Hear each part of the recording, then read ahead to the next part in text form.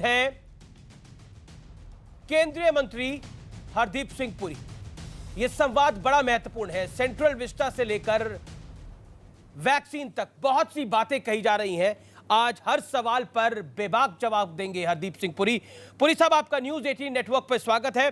मेरा पहला सवाल यह है कि आखिरकार सेंट्रल विस्टा को लेकर इतना कंफ्यूजन क्यों फैलाया जा रहा है? हालांकि हाईकोर्ट का डिसीजन आ गया है, सेंट्रल विस्टा को पीएम मोदी का महल बताया गया। क्या कहना चाहते हैं? कंफ्यूजन कांग्रेस फैला रही है या फिर आप समझा नहीं पा रहे, यानी आपकी सरकार समझा नहीं पा रही? देखिए, जब भी कोई फॉल्स नैरेटिव क्रिएट करने की कोई कोशिश करता है जी, तो उसका असर थोड़ी ही देर रहता है। सेंट्रल विस्टा और सेंट्रल विस्टा एवेन्यू में भी इन लोगों को अंतर नहीं मालूम। अभी सेंट्रल विस्टा जो ओवरऑल प्रोजेक्ट है उसमें सिर्फ हम दो कंपोनेंट्स पे काम कर रहे हैं। एक है नई पार्लियामेंट बिल्डिंग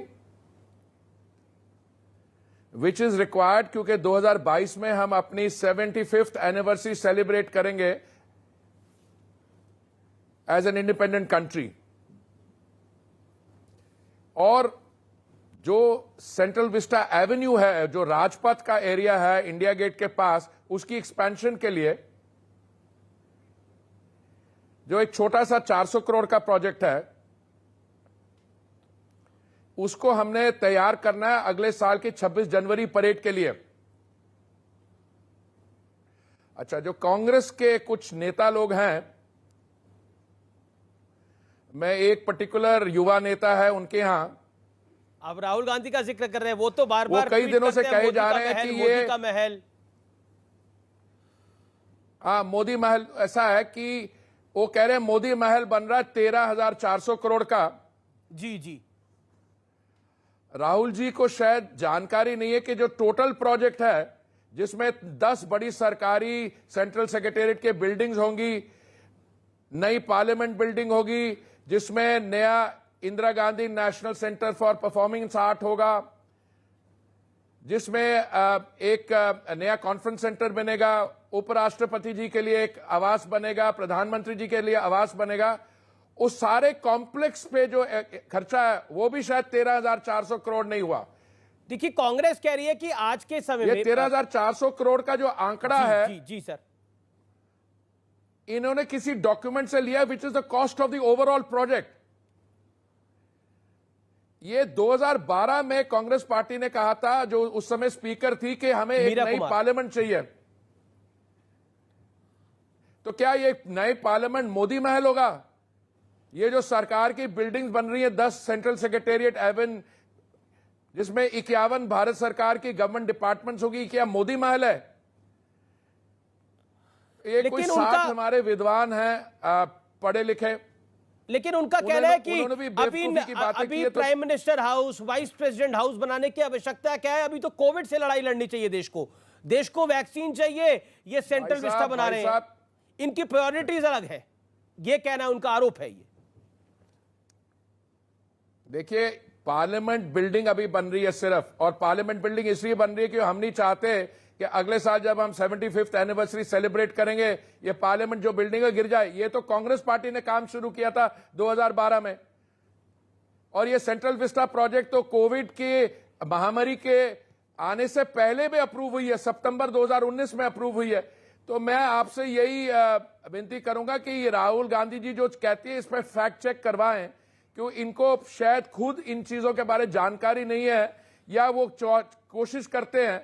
पर मैं समझता हूं, परसों जब मैंने एक प्रेस कॉन्फ्रेंस की सेंट्रल विस्टा पे, जी। उसके बाद जो मेरे को रिएक्शन मिल रहे हैं, इनके जो डुप्लिसिटस टॉक है और मूर्खता की बातें करते हैं, उस पे लोगों को जानकारी, काफी क्लैरिफिकेशन मिल गई है। पुरी साहब, मैं आपसे एक सवाल पूछना चाहता हूं, क्योंकि राहुल गांधी ने तो बहुत सारी बातें कही हैं। राहुल गांधी ने बोला है कि central Vista project is the criminal wastage. Rahul Gandhi कहते हैं कि अपनी एरोगेंस की वजह से ये सरकार जो है वो अंधी हो चुकी है। ये तमाम वो बातें वो कह रहे हैं। क्या आपको लगता है वो एक प्रिसेप्शन आपकी सरकार के खिलाफ क्रिएट करना चाहते हैं कि आपका लोगों पे ध्यान नहीं है, आपका सिर्फ और सिर्फ अपने पे ध्यान है। ये नैरेटिव वो बिल्ड ऑन कर रहे हैं। भाई साहब, ऐसा है, राहुल गांधी जी पे जितनी हम टिप्पणी दें, कम दें, वो ज्यादा अच्छी होगी। आई थिंक ये और इनके कॉलीग्स हैं कांग्रेस पार्टी में, शशि थरूर जी एक दिन कहते हैं कि आप वैक्सीन एक भी एक्सपोर्ट नहीं करो, कल उन्होंने बयान दे दिया कि शर्म की बात है कि आपने वैक्सीन एक्सपोर्ट नहीं की, 90 देशों का इसका हानि होगी इससे। तो अभी उनको यह पहले पता करना चाहिए कि यह प्रोजेक्ट है क्या। इसका हेल्थ बजट के साथ कोई लेन देन नहीं है। जो हमारा हेल्थ बजट है उसमें 35,000 करोड़ ऑलरेडी वैक्सीन के लिए हमने प्रोविजन किया हुआ है, और ये जो खर्चा हो रहा है ये सिर्फ 1300 करोड़ है। मैं आपको एग्जैक्ट आंकड़े दे दूं, नई पार्लियामेंट बनेगी 862 करोड़ के लिए, वो टेंडर्ड कॉस्ट है 862 करोड़, और सेंट्रल विस्टा एवेन्यू जो बनेगी वो बनेगी 477 करोड़ में। टोटल मिलाकर 1300 करोड़ से कम है। और ये राहुल गांधी जी के जो साथी हैं जो महाराष्ट्र में मुंबई शहर में एक एमएलए के लिए हॉस्टल बना रहे हैं, वही खर्चा 900 है। तो मुझे तो इनकी बातों में कोई अकल की वो नजर नहीं आती, और मुझे लगता है कि जैसे अब हम लोग इस पे क्लैरिफिकेशन दे दें। आपने बोला कि शायद हमारी तरफ से इस बात को समझाने में कमी रही है, बिल्कुल नहीं रही। सुप्रीम कोर्ट से हमें पूरी इजाजत मिल गई थी जनवरी इस साल, और परसों हमें दिल्ली हाई कोर्ट से काम को जारी रखने के लिए भी इजाजत मिल गई है। अभी मैं आपके माध्यम द्वारा और बाकी लोगों के सामने रख रहा हूं बात, और मुझे कोई डाउट नहीं है कि ये जो फॉल्स नैरेटिव क्रिएट कर रहे हैं, ये फॉल्स नैरेटिव का इनको प्राइस पे करना पड़ेगा। हमारी जनता बहुत मैच्योर है, हमारे जो वोटर्स और हमारे जो भाई लोग हैं बहुत मैच्योर हैं। वो देख रहे हैं कि इस समय वायरस जो है वो है हमारी एनिमी, और इस समय या तो हम वायरस को सुधारने, उसमें वैक्सीन करने के लिए, यही लोग कह रहे थे कि वैक्सीन हेजिटेंसी फ्यूल कर रहे थे, यही लोग कह रहे थे कि जो हमारे जो डोमेस्टिक मैन्युफैक्चरर्स हैं भारत बायोटेक और सीरम, वो ठीक नहीं है। ये क्या चाह रहे थे?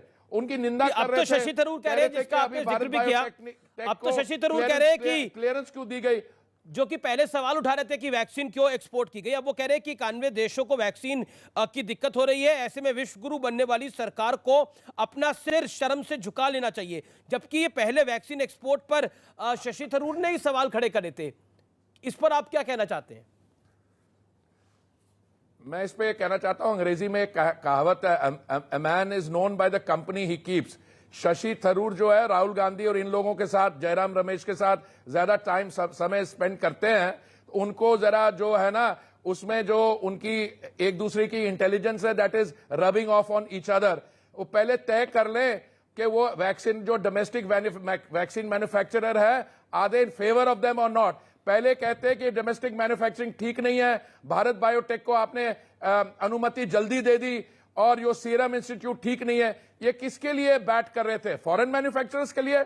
और दूसरी बात, फिर ये कह रहे थे कि आप बिल्कुल वैक्सीन एक्सपोर्ट नहीं कीजिए, और अब कह रहे हैं कि आपको क्यों नहीं किया, आपने देश को या देश की छवि खराब होगी क्योंकि आपने 90 देशों के नहीं किए।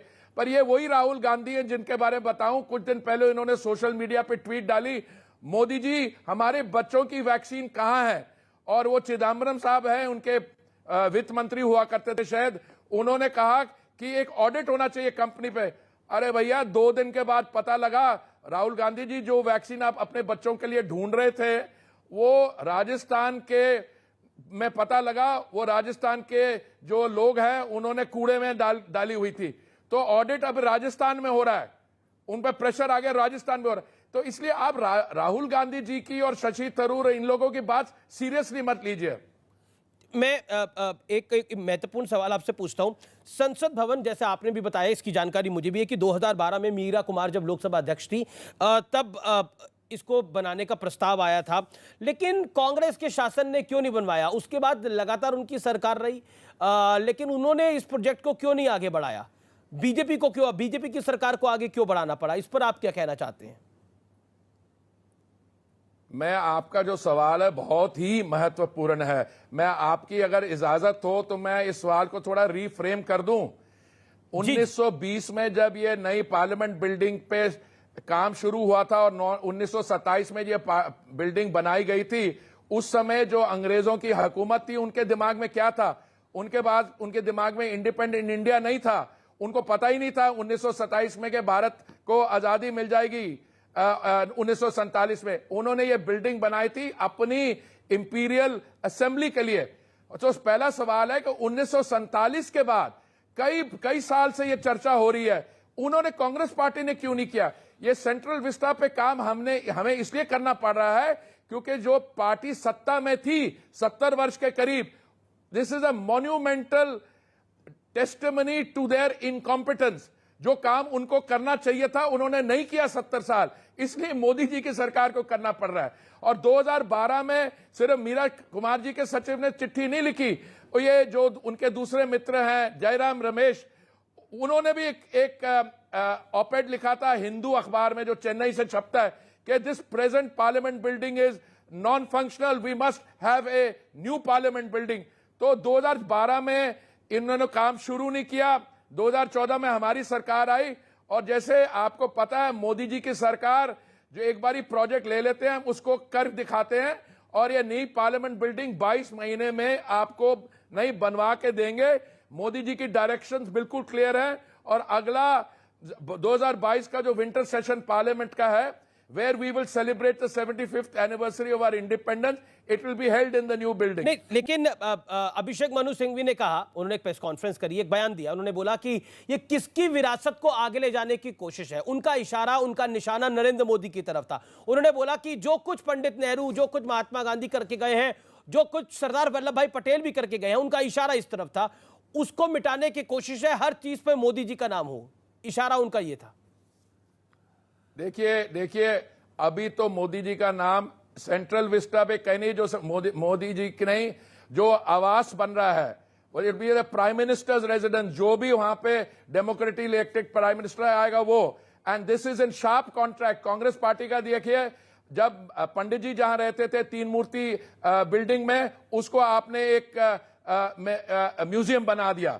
उसके बाद जो इंदिरा जी जो रहती थी उसको मेमोरियल बना दिया। देखिए ये जो वैल्यू सिस्टम और परंपरा है कांग्रेस पार्टी की है। निशाना जो भी करें, हमारी जो भी योजनाएं हैं, प्रधानमंत्री आवास योजना, वो कोई नरेंद्र मोदी योजना नहीं है।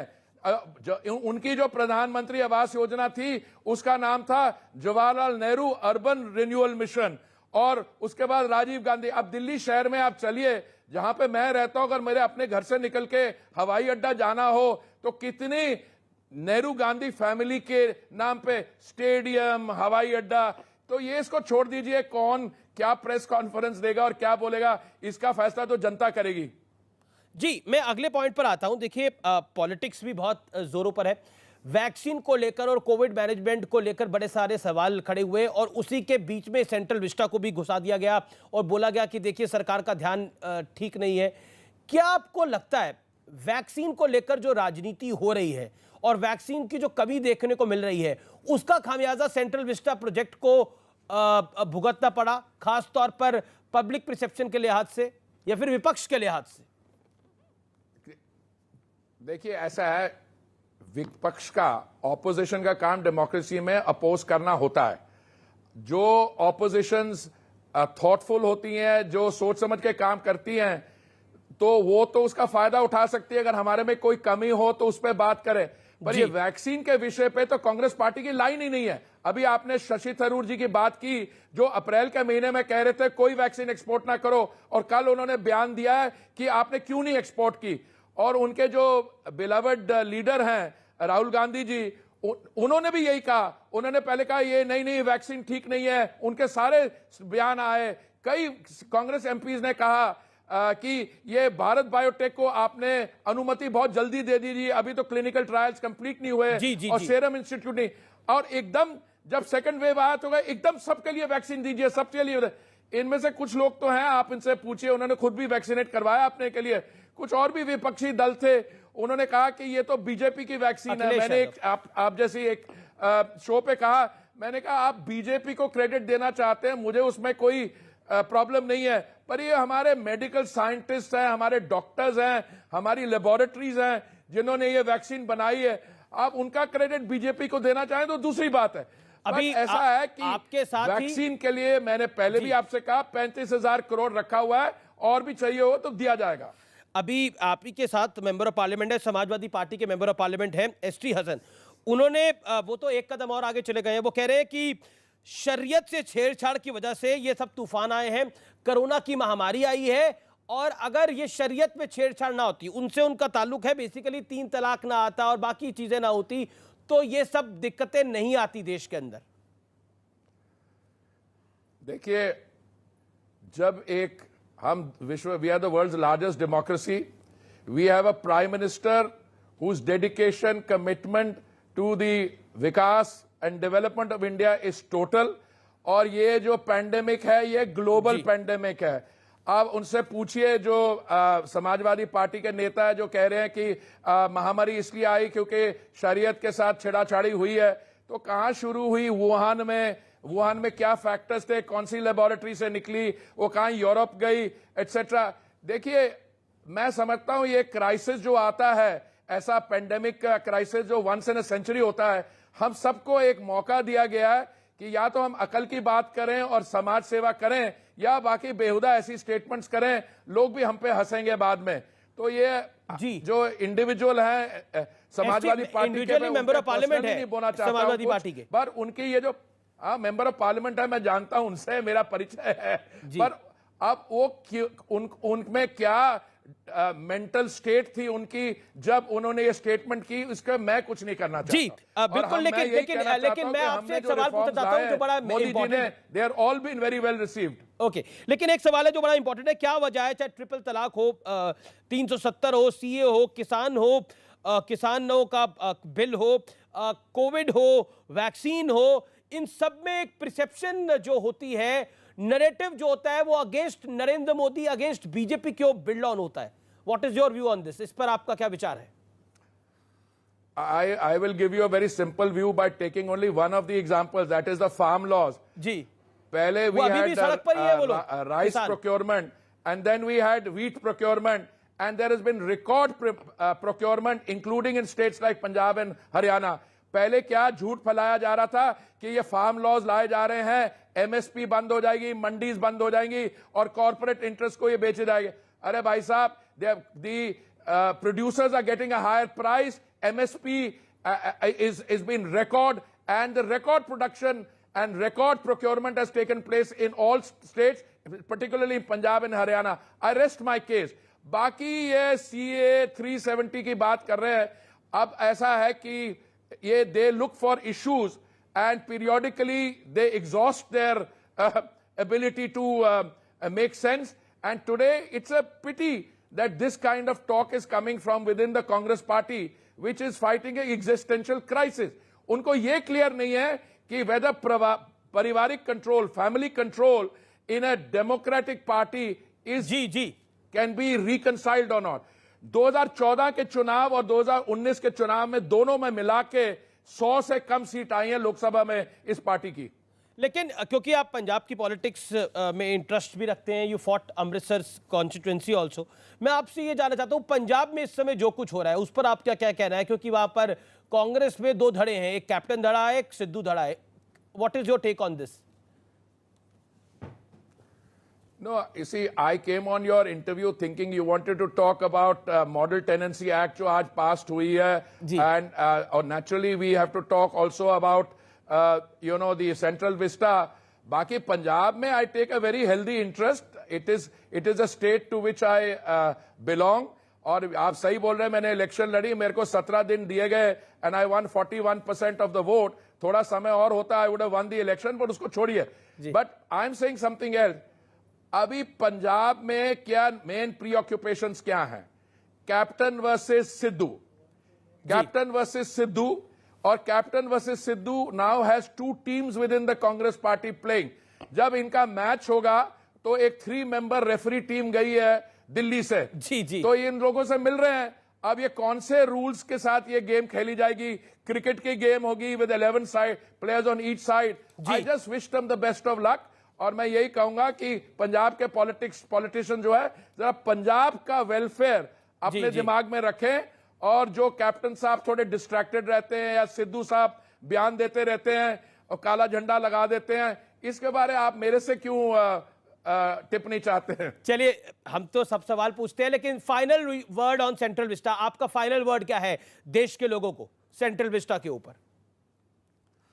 देखिए, नवंबर 2021 तक जब सेंट्रल विस्टा एवेन्यू बन जाएगा तो ये जो पढ़े लिखे मूर्ख हैं, हमारे विद्वान जिन्होंने ओपन लेटर लिखा है, उनको अभी शर्म आ रही है, थोड़ी सी बेवकूफी की स्टेटमेंट करती है, if statements are to be believed. अरे भाई, why are you signing a letter if you don't believe in something? There was a superstitious belief that, you know, the present parliament is unlucky. जब present parliament बन जाएगा तो शशि थरूर जी, राहुल गांधी जी, इनको सबको मैं वहां पे नई बिल्डिंग में चाय पे बुलाऊंगा और इनसे हम लोग चर्चा करेंगे और इनसे पूछेंगे आपको नई बिल्डिंग कैसी लगती है, आपको पुरानी बिल्डिंग के साथ क्यों क्या तो प्यार कितने था, एमपीज जो और नई ये बिल्डिंग होगी जो है देश के लिए होगी, उसमें कितने एमपीज के बैठने की जगह होगी? लगभग ऐसी खबरें आ रही है कि करीब करीब 800 से ज्यादा सांसद बैठ ऐसे सकेंगे। इस समय हमारे पास 540 से अधिक एमपीज हैं, पर जब डिलिमिटेशन की फ्रीज खत्म होगी 2026 में, then the size of parliament will go up to 750. Thank you so much Hardeep Singh Puri, आज न्यूज 18 से बात करने के लिए, संवाद करने के लिए, हर सवाल पर जवाब देने के लिए। Thank you so much, pleasure having you. Amir ji, thank you very much.